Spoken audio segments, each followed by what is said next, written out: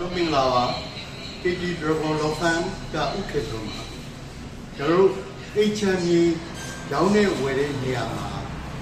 ဘာတွေလုပ်ရမလဲဘယ်လိုဆောင်ရွက်ရမလဲ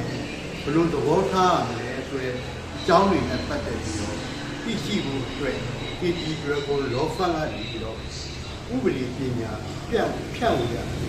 ကျွန်တော်ဖြစ်ပါတယ်အဲ့တော့ရောင်းသူဟာကျွန်တော်ဒီစီးတဲ့ပတ်သက်HME နဲ့ပတ်သက်ပြီးတော့ရောင်းမယ်ဆိုလို့ရှိရင်တော့ဒါကတော့ရှင်းပါပြီဒီ HME နဲ့ပတ်သက်တဲ့ဒီ agent ပေါ့နော်အယောင်းကိုယ်စားအယောင်းဝယ်ကိုယ်စားလေပေါ့နော်ဟိုကျွန်တော်တို့တိကျပြောမယ်ဆိုလို့ရှိရင်တော့အထွေအုပ်ချုပ်ရေးဦးစီးဌာနကနေပြီးတော့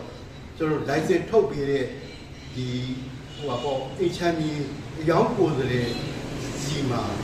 အပ်ပြီးတော့ကျွန်တော်HME အယောင်ကိစ္စကိုကျွန်တော်ဆောင်ရွက်တိုင်းအဝယ်ကိစ္စကတော့ကျွန်တော်အကြောင်းချက်၃ချက်နဲ့ကျွန်တော်ကြိုက်ပြီးမှကျွန်တော်အယောင်ဝယ်ကိုဆက်ပြီးတော့လုပ်တဲ့နေဆိုတဲ့အကြောင်းကိုကျွန်တော်တင်ပြရတယ်ကျွန်တော်ဖြစ်ပါတယ်အဲ့တော့အကြောင်း၃ချက်ကတော့အဲ့ဒီရောင်းတဲ့ပစ္စည်းနဲ့ပတ်သက်ပြီးတော့အဲ့ဒီပစ္စည်းမှာထောက်ထားစာရေးဆရာဘာတွေဖြစ်တယ်အဓိကရေးစည်းဌာနကရန်ကုန်မန္တလေးမြို့ကြီးမှာနေမှာဆိုလို့ရှိရင်တော့ဒီစီမံသားရေးကော်မတီကနေပြီးတော့ရုံးချုပ်ကနေပြီးတော့ထုတ်ပေးထားတဲ့ကျွန်တော်အေးပိုင်ဆိုင်မှုရေးပိုင်ဆိုင်မှုအထောက်အထားစာရေးစာတမ်းရေပုံမြေအားဖြင့်106လူဟာမျိုးနောက်တာဒီအိမ်နဲ့ဒီမြေနဲ့ဒီခြံနဲ့ဒီတိုက်နဲ့ပတ်သက်ပြီးတော့တရားဝယ်ပြုလုပ်ထားတဲ့အယောင်စာချုပ်တွေအဝယ်စာချုပ်တွေဆိုတာပြုလို့သလားဆိုတာကိုကျွန်တော်ကြည့်ရတယ်အဲ့ဒီပစ္စည်းတွေပြည့်စုံတယ်ဆိုရင်မှန်လားမှန်ပါလားရှင်းနေရှင်းရတယ်သွားပြီးတော့တို့တိုင်ပင်ရ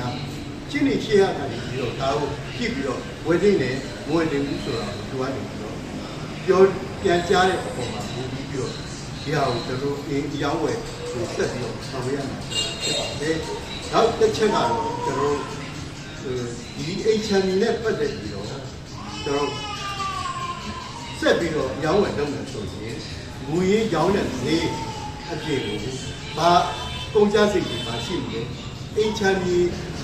နဲ့ပတ်သက်ပြီးတော့ကျွန်တော်တို့စာရုပ်စာတမ်းဘိုးတွေဘာတွေကုန်မလဲအဖို့ဦးစီးဌာနကိုတွဲရမယ့်ငွေတွေဘယ်လောက်ကုန်လဲဆိုတာကိုတွေ့ရတယ်ဒါကတော့ကျွန်တော်တို့ KT Dragon Law Firm ကနေပြီးတော့အိမ်တစ်လုံးကိုဝယ်မယ်ဆိုလို့ရှိရင်ဒီအချက်၃ချက်ပေါ်မှာမူတည်ပြီးတော့ကျွန်တော်စဉ်းစားဆောင်ရွက်တင်မှာကြောင်းဥပဒေအကြံပေးရပါတယ်ကျေးဇူးတင်ပါတယ်